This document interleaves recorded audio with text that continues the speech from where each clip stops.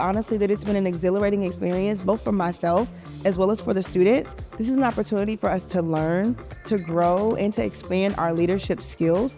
Just as much as they're learning from me and the other mentors, I am learning from the students as well. What I'm really expecting to take away from this is a lot of networking. I'm really expecting to learn and better my skills with leadership and working alongside peers, and I'm really wanting to take away a networking experience.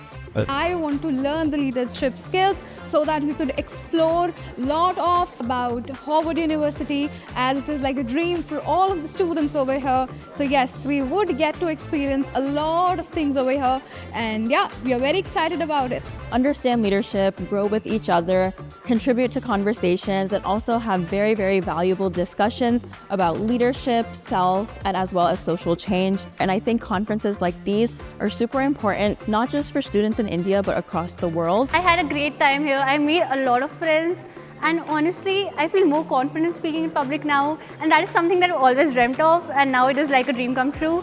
I had a great time here, and it was the best experience ever.